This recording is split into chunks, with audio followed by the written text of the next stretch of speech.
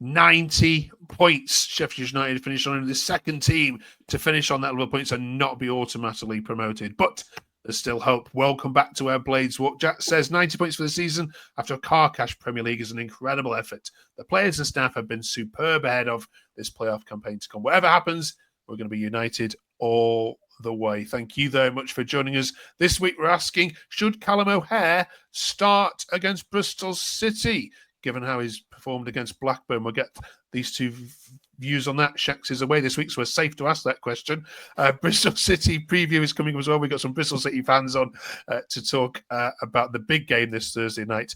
And we're talking about next season, of course, as well. Who do we want to start off against with? And what's been our season highlight? Right, fellas, great to see you. Hope you're all good. Right, playoffs it is then, Connor. Game mode on. Nervous, excited? What's your thoughts going into Thursday night? I don't really have nerves with playoffs. Like I was saying, I've been through. Oh, we've lost you, Connor. Yeah, we lost you there, buddy. Right.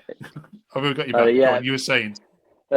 Yeah, my first season following United, full season ticket, and we lose to Burnley in playoff final. It started from first season, so it's just natural to me. So I'm not nervous. I'd like to see us do well, but it's going to be really, really tricky. Bristol City, the only reason we beat them, we're a 97th minute winner at their place, and we drew them at home. So it's not going to be as easy as some fans think. But I'm definitely looking forward to it. Yeah. Right. 22 points, Dan. You finished above them. 22 points. I mean, the point suggests there's a massive golfing class between these two teams. Do you find it weird that a team finishing on 90 points could essentially not be promoted, and a team finishing on 66 could? Yeah, I think we know that it should be the top three in every league, and we know why it's not. We know it's all money, and we know for neutrals it's brilliant. But I find it remarkable. I'm not just saying that because we're third. I'd say if anybody else finished third, especially on the points we've finished on, it's incredible. But it means nothing. It don't mean, it means we've had a better season than them. I do believe we are a better team than them. But Bristol City's played us twice and give us two really tough games, and I think they do every year against us.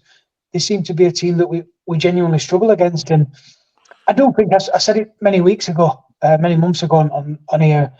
I do think we're a different team this year. I do think we're a lot better defensively. You can go into games and trust that we'll keep clean sheets a lot more, and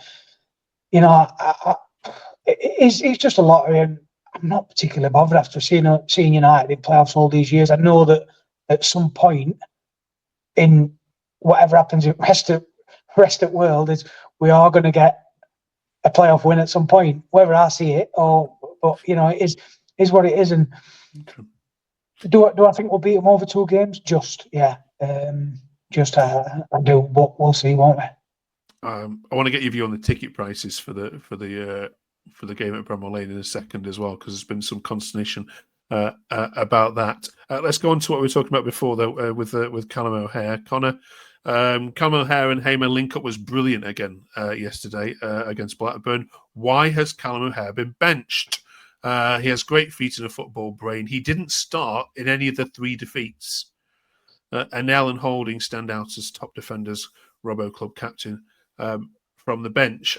Right, now I don't ask this if Shax is around. His son's birthday is today, so happy birthday, Shax Jr. Connor, has that poster got a point? To be honest, I pretty much agree with everything what he said there. I don't know what it were. It seemed to be the start of the season, he never wanted to drop him no matter what, even when he needed to drop him, and he had a bit of a poor spell. And then since he's dropped him, he doesn't seem to want to put him back in the side for whatever reason. And I know he has his weaknesses. Every player does, but I think just the fact that he presses so well and he sort of leads the press and brings the team up the pitch, I think he's really important. And especially against teams like Bristol City that we're going to be coming up against, we've had 2 difficult games against them.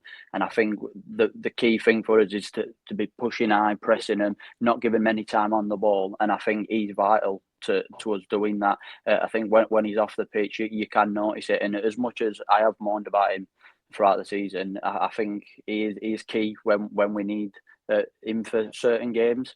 And I think he's exactly the sort of player we'll need for playoff campaign. Yeah, it brings high energy, doesn't he? Dan, are you feel okay to say yes to this, or? I think so. I think it's been a tough one for Cal, like Connor was saying, because I think Ryan Brewster come and played a few games off the bench and we're playing really well, and then Cal's form dropped off a little bit. But when you want players, he's busy, he's quick, he runs around, he'll press, and I think what a lot of fans forget to think about, including Shax, and I'll have a nice little quiet word with him about it and tell him myself. But I think when he was at Coventry, I think in a different system, it was used as a winger. So he's been brought here in a different system. Correct me if I'm wrong on that, but he's come here, he's used in a different system. And I think the system helps him because the amount of goals we've scored from his high press, from the little bits in and around the box he does, the little quick fix. Sometimes he frustrates the life out of me because he wants to take 6, 7, 8, 9, 10, 500 touches. I think, that's the type of player you're getting. But it's a really tough one, and I get it. I get why the manager does it, because you've got Rian who can play in that role, who's explosive, who's going to score more goals than Callum O'Hare. But he'll always, if the striker has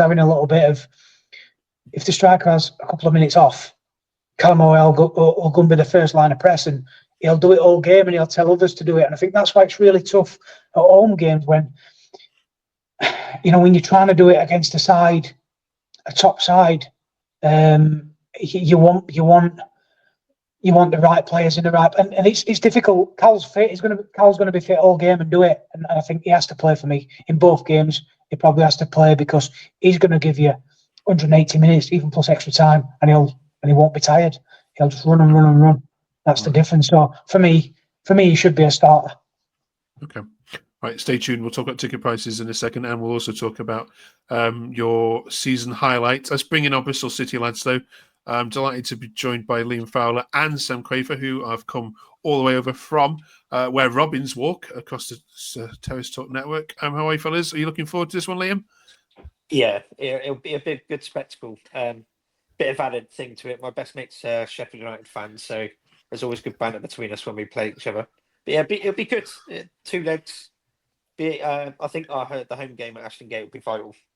I honestly think the winner of that will get on to the final. Okay. Last time you played each other, Sam, then it was back in November on Bonfire Night. You might remember. Rob Dickey got a red card deep in injury time, and then Harrison Burrows went on to knock one in to take all 3 points. You remember that, Sam? You? Yeah, definitely. I think that was such a tough game. I mean, I thought we dominated for most of the game, and then Dickey sending off had a big impact on the side. But I thought Sheffield United were very lucky to win down there, to be fair. Connor, how impressed were you with the Robins when they came to your place not so long ago? They gave you a tough game, didn't they? Every time they come to Bramall Lane, we seem to have trouble beating Bristol City. I can remember not too long ago, Andy Vyman scoring a hat-trick and we lost 3-2. There's been quite a few times they come down. We seem to have better luck down at their place than we do at home. So it'll be an interesting first game on Thursday. But yeah, like I was saying before, I don't see it being an easy fixture. A lot of fans seem to be going on about Wembley already, and I don't want to jinx anything. I don't want to say anything about that yet. But yeah, it's definitely not going to be an easy game. They've been impressive. I can't say I know too much about most of the players, but they've got some talent in there, and like I say, I'll be looking forward to it. And Bramall Lane's going to need to find its voice, Dan, isn't it? It has been quiet of recent, but Ashton Gate is going to be absolutely bouncing, isn't it, Sam? On Thursday night, that section 18, is it? Section 82. 82. Yeah, section 82. Yeah, it's going to be buzzing down there. I mean, like we were saying earlier, since Christmas, there's been such a really good atmosphere down there. It's the feel-good factor. I mean, we haven't had a season as good as this for a long, long time, and we're just glad to even make the playoffs. Normally, we're fighting for 10th, 11th every season. So for us to get into the playoffs is just absolutely brilliant. And we just need to make that final push now. Cheers for that. Dan, I don't know if you're aware of this, but the footballing world seems to have united around Bristol City. We've got Sheffield Wednesday fans now saying, of course, we're all Bristol City, aren't we? We've got Pompey fans saying we're all back in Bristol City. Crystal Palace, we're all back in Bristol City. Preston saying we don't want to see you. You've got this, and we could fill the whole screen with thousands more. Do you feel very much like you're going to be almost killing Bambi's mum if you knock everyone's favourite team out of the playoffs? Oh yeah, I mean, I said it to the lads earlier on. Obviously, if they do go through, it's going to be at our expense. But I mean, it's going to be, if Bristol City go into the Premier League, a ground that's quite compact, close to the pitch, full house every proper football club. None of these brand new stadiums where there's nothing around it. You're going to see Bristol City turn up every week. Don't get me wrong, like every club that goes up, they're going to come back. Look at the Gulf now. We've just spoke about it previously, but it'll be fantastic to see. And unfortunately, if they do, it's going to be at our expense. Obviously, I want to beat them, but yeah, listen. I mean, Sheffield Wednesday, who cares what they think? To be honest, look what's happened to them this season. I mean, they're playing, by the way. They got Coventry or Sunderland, exactly. But but the others, I totally get it. Bristol City are the underdogs, obviously, with the points finish. But it's going to be great. And as I said earlier on, every season we play them, whether it's home, whether it's away, they always give us a tough game. I think the manager's been great for them this season. Chris Wilder's mentioned that a few times. So yeah, it's going to be tough, but yeah, I think everybody's rallying around them, and hopefully we can be the one that sticks the middle finger up at all them. But like I say, I wish them all the best, and whatever happens. And if they do get to Wembley, I'll certainly be sat in a bar somewhere supporting them. Cool. Liam, how do you plan to keep Hamer quiet then this Thursday? Kick him. They just got, like I was saying on our pod just now, you got there. For me, Williams has to start alongside Knight. Let Knight be the number 8 box to box. He's instrumental at doing it. That's his best role. And let Williams be in the one in there to break things up, to give the little fouls, the little dark arts that the game does need. Give him an inch of space. He will make things happen. So I think we keep him quiet. I think we've got a good chance. Yeah. I think just to touch on that, I think, not being biased, I think Gus is probably, for me, probably the best player in this division. And there's times where he'll pick pockets, he'll drop in and out of games, and he'll turn things over in one touch. It's really, really tough to play against, but he's also, I don't know, it's one of them. He's hard to play. He really is hard to play against. So whoever's marking him, it's going to have to be just keep committing fouls against him, but just don't commit fouls on the edge of box. We'll get Joe Williams to snap his legs in the first few minutes, and then he's out the game. The other side of it, Jason Knight's one of the best in the league for retaining possession. So, and one of the only players in the championship to complete every minute of the championship this season, along with Zach Viner. Yeah, Don Heim at Blackburn. I'll throw that in as well. But yes, right. Let's get a score prediction, shall we, Connor? Let's do this game at Ashton Gate. How do you see this one going? I said it'd be a close game, about 2-1 Blades. Okay, Liam. I was going to say the same, but 2-1 City. Let us know your thoughts in the comments below. Look, from a neutral point of view, I mean, it's not going to be a classic game, is it? It's not going to be a 3-2 or a 2-2. This is going to be the cagiest, most nervous affair you'll ever sit down to watch. But nevertheless, I am going to enjoy it. May the best team win. Cheers. Thank you, Sam. Thank you, Liam. We'll obviously see you. Good luck, guys. Cheers for joining us. Right, you two, let's finish off our chat on other topics then this week then. Ticket prices, yes. So there's a number of fans that have said, what on earth is going on with the ticket prices? I don't know if you guys have had a chance to have a look at it yet, but what have I got on this one? There we go. Craig says, 54 quid for me and my lad after already paying for the whole season, and then hopefully 400 quid for Wembley in a few weeks. Give your head a wobble, United. Should be 20 quid and 10 quid. At this stage. Matt says prices are a bit off, lads. Surely a one-off game we potentially weren't going to be, and you charge us 40 quid. What's that all about? Connor, thoughts? Well, basically, United had to agree with the other teams in the playoffs to reduce the prices in terms of for the playoff games, and the other club. I don't know if it was all the clubs or just one club didn't want to do it. So because of that, United had to set the prices at whatever category it's set at, sort of thing. So it was sort of right there, and I understand people being frustrated with the prices, but from what I've read, United did try to get them lowered to 15, 20 quid, however much it would have been, and they just couldn't get it due to the other clubs not agreeing to it. Yeah. Apparently Sunderland, if this is true, Mark, Sunderland put their playoff tickets on sale, obviously without the name of the team who they were playing against. They put their tickets on sale before the last game of the season. So I think that them three teams, again, I heard the same as Connor, had already agreed. And obviously we wanted to drop our prices. But, I mean, it goes for the same as the away allocation, though. Bristol City's lower tier is going to be empty. And they've not even opened it for Sheffield United fans. And the away tickets have sold out today. They've gone on sale this morning and sold out. And it doesn't give fans a chance. I don't get it. If United could quite easily give, because it's not a season ticket game, we could give the away team the upper and lower tier, and they could give us more allocation. And if you want to charge more, because regardless of what we say, we're going to pay it. Of course you are. Yeah, but people will pay, won't they? Yeah, and they know that. So, yeah. But I just think, again, I know I go on a little bit, but weeks ago I said it when COVID was around. It's proven that football doesn't need supporters. Yeah. Because the sponsorships and everything else, little old clubs like Sheffield United can just float away, and your others keep moving on. I mean, look at Leeds. It's like, what is it, 60 quid in Championship for top tier? I mean, they're going to pay it because they won league, and they're doing well. But it's scandalous, mate. When you're taking children and you can't even get a kids' ticket for an away game because of loyalty points. So you're paying, I think it's 34 quid at Bristol City away, something like that.